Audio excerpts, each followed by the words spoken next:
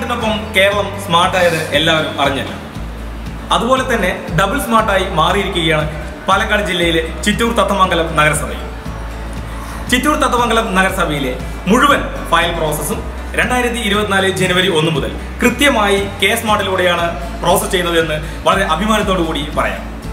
പാലക്കാട് ജില്ലയിൽ ആദ്യമായി സ്മാർട്ട് വഴിയുള്ള പേയ്മെന്റ് സംവിധാനം നടപ്പിലാക്കിയത് ചിറ്റൂർ തത്തമംഗലം നഗരസഭയിലാണ്.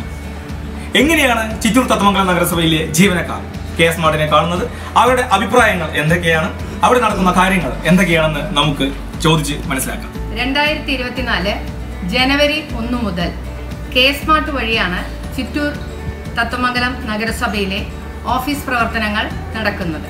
പൊതുജനങ്ങൾക്ക് ഓൺലൈൻ വഴി അപേക്ഷകൾ അയക്കുവാനും തിരുത്തുവാനും പേയ്മെന്റുകൾ നടത്തുവാനും സർട്ടിഫിക്കറ്റുകൾ ഡൗൺലോഡ് ചെയ്യാനും കഴിയുമെന്നത് പൊതുജനങ്ങൾക്ക് ഓഫീസിൽ കയറി ഇറങ്ങേണ്ട ഒരു ആവശ്യമില്ല എന്നതും ഈ സ്മാർട്ടിന്റെ ഒരു പ്രത്യേകതയാണ്.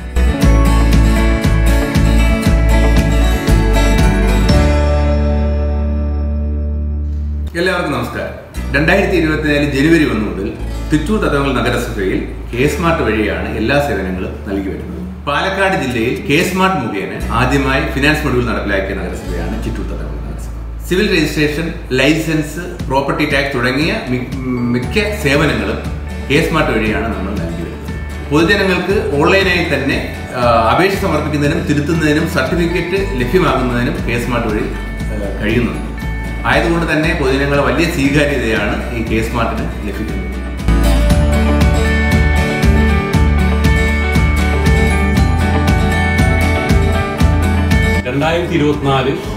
ജനുവരി 1 മുതൽ ചിറ്റൂർ തത്തമംഗലം നഗരസഭയിൽ ഹെൽത്തുമായി ബന്ധപ്പെട്ട എല്ലാ ഫയലുകളും കൈകാര്യം ചെയ്യുന്നത് സ്മാർട്ട് മുഖേനയാണ്.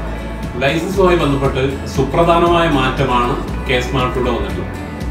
അതായത് ലൈസൻസിന് അപേക്ഷ സമർപ്പിക്കുമ്പോൾ തന്നെ എന്തൊക്കെ രേഖകളാണ് വേണ്ടതെന്ന് സ്മാർട്ടിലൂടെ അറിയാൻ പറ്റും.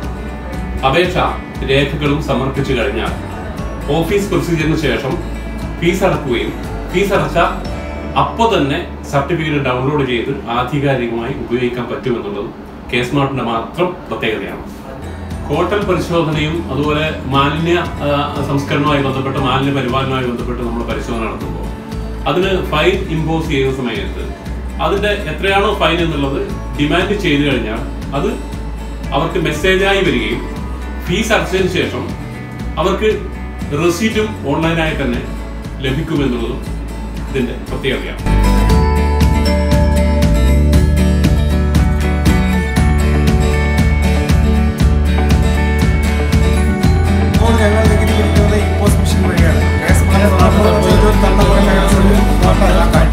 വീട്ടിലിരുന്നു കൊണ്ടും ഫയൽ വർക്കുകൾ സ്മാർട്ട് വഴി ചെയ്യാൻ സാധിക്കുന്നു എന്നത് ഒരു അഭിമാനകരമായിട്ടുള്ള കാര്യം തന്നെയാണ്.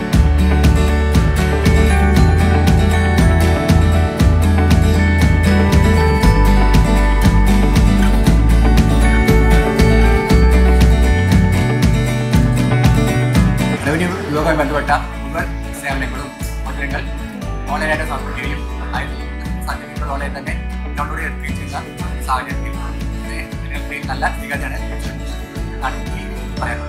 ലെറ്റർ, പ്രൊസീഡിങ്സ്, സർട്ടിഫിക്കറ്റ് എന്നിവ സ്മാർട്ടിൻ്റെ ഭാഗമായിട്ട് ഡ്രാഫ്റ്റിംഗ് വഴി നമുക്ക് ചെയ്യാൻ സാധിക്കും. അത് എത്ര കാലം കഴിഞ്ഞാലും ആ ഫയലിൻ്റെ ഭാഗമായിട്ട് കാണാൻ കഴിയുമെന്നത് വളരെ വലിയ നേട്ടമാണ്. ഞങ്ങളും സ്മാർട്ടായി സ്മാർട്ടിനൊപ്പം. ഞങ്ങളും സ്മാർട്ടായി സ്മാർട്ടിനൊപ്പം. ഞങ്ങളും സ്മാർട്ടായി സ്മാർട്ടിനൊപ്പം. ഞങ്ങൾ സ്മാർട്ടായി സ്മാർട്ടിനൊപ്പം. ചിറ്റൂർ തത്തമംഗലം നഗരസഭയിലെ ജീവനക്കാർക്ക് സ്മാർട്ടിനെ കുറിച്ച് പറയാനുള്ള കാര്യങ്ങൾ നിങ്ങൾ കേട്ടു.